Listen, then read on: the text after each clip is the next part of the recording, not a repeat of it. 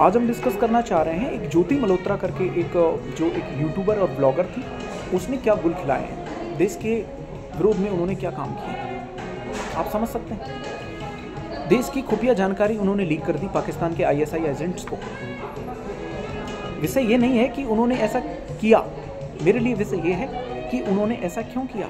इस तरह की मानसिकता डेवलप कहाँ से हुई? क्या आधुनिकता के कारण ऐसी मानसिकता डेवलप हुई?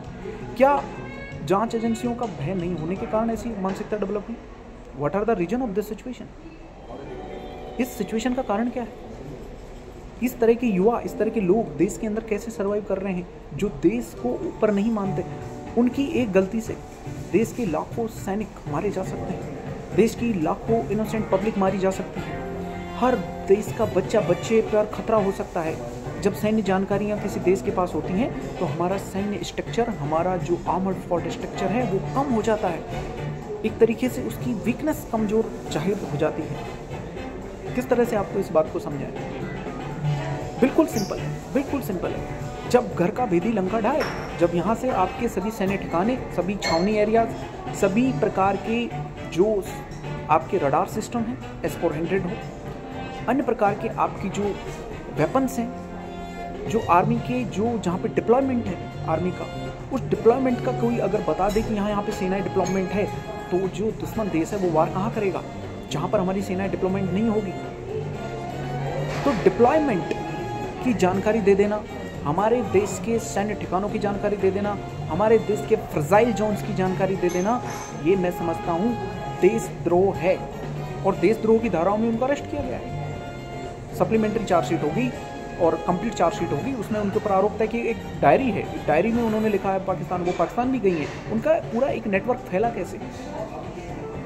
एक दानिश नाम करके एक लड़का, जैसे अपने देश की बाहर अन्य देशों में एक ऑफिसेस होती हैं विदेश मंत्रालय की, उसी तरह और भी देशों की हमारे देश में ऑफिसेस होती हैं विदेश मंत्रालय की, यानी कि विदेश विभाग की। आप बिल्कुल सामान्य भाषा में समझिए, विदेश विभाग की ऑफिसेस होती हैं। तो भारत जो उसको एम्बेसी बोलते हैं और राजनयिक ऑफिस बोलते हैं, राजनयिक कार्यालय मान लो, एम्बेसी मान लो, विदेश मंत्रालय के कार्यालय मान लो, किसके? अन्य देशों के। और हमारे देशों को बाहर अन्य देशों में रहते हैं। तो वहाँ पर एक दानिश नाम का काम किया करता था।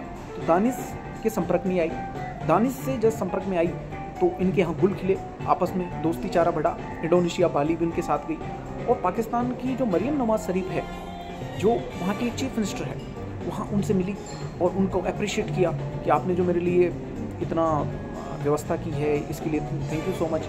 और एक तरीके से वहाँ पे ट्रैवल ब्लॉगिंग की और वहाँ पे उनके पूरे टूर को फैसिलिटेट किया गया पाकिस्तान के द्वारा। मैं विषय पर बात करना चाह रहा हूँ, मेरा विषय पर ये बात करना चाह रहा हूँ कि इस तरह की मेंटेलिटी लोगों की हो कैसे जाती है। ये लालच क्या आधुनिकता का लालच है? क्या VIP लग्जरियस लाइफ जीने का लालच है? या किस प्रकार का लालच है? मैं ये समझना चाह रहा हूँ, ये लालच है क्या? किस प्रकार का लालच है? लोग ऐसा कर क्यों रहे हैं? क्या इस पर कठोर से कठोर एक जो अभी हमारे पहले 124 था समथिंग लॉ, देशद्रोह की धारा में लगता था 124। तो मैं कहता हूँ कि देशद्रोह से बड़ा कोई द्रोह नहीं है, क्योंकि आप जिस थाली में खा रहे हैं उस थाली में छेद कर रहे हैं। जब देश नहीं है तो हम नहीं हैं, अगर देश है तो हम हैं, नहीं तो नहीं है। Is that clear? आपकी ज़मीन को छीन ली जाएगी, आपके संसाधनों को छीन ले जाएंगे, आपका सब कुछ छीना जा सकता है। देश देता है हमें सब कुछ, हम भी तो कुछ देना सीखें। देश हमें देता है सब कुछ, हम भी तो कुछ देना सीखें।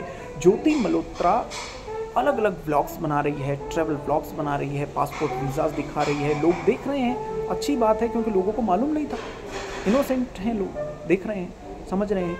लेकिन इस तरह की मानसिकता देश में पैदा नहीं हो, इसके लिए कठोर से कठोर सर्वेलेंस, कठोर से कठोर दंड, एकदम चौकन्नी सर्वेलेंस होनी चाहिए कि जो ऐसा करे उसको तुरंत ही दबोच लिया जाए, इमीडिएटली दबोच लिया जाए, जल्दी से जल्दी दबोच लिया जाए। इतना समय ही क्यों लगे? क्यों लगे इतना समय? समय नहीं लगना चाहिए, नहीं लगना चाहिए इतना समय, बिल्कुल भी नहीं लगना चाहिए समय।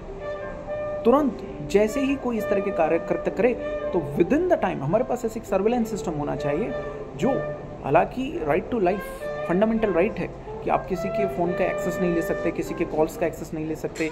और जो व्हाट्सअप, इंस्टाग्राम और ये जो चैट, ये जो आपका टेलीग्राम वगैरह होते हैं, इसमें आपके जो पठन संदेश हैं वो थर्ड पार्टी नहीं पढ़ सकती, ये इनक्रिप्टेड होते हैं।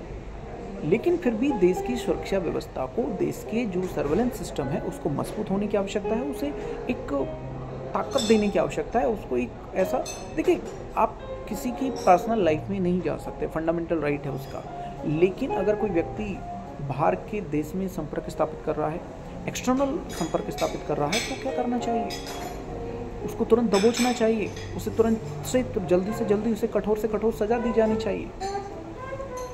दोस्तों इस वीडियो में इतना ही, और हम वीडियो तमाम विषयों पर, अलग अलग विषयों पर बनाते रहेंगे, चाहे हिस्ट्री हो, पॉलिटी हो, ज्योग्राफी हो, इकोनॉमी हो, साइंस एंड टेक हो, एनवायरमेंट इकोलॉजी हो, करंट अफेयर इश्यू हो, किसी भी प्रकार का विषय हो, हम उस पर वीडियो बनाते रहेंगे।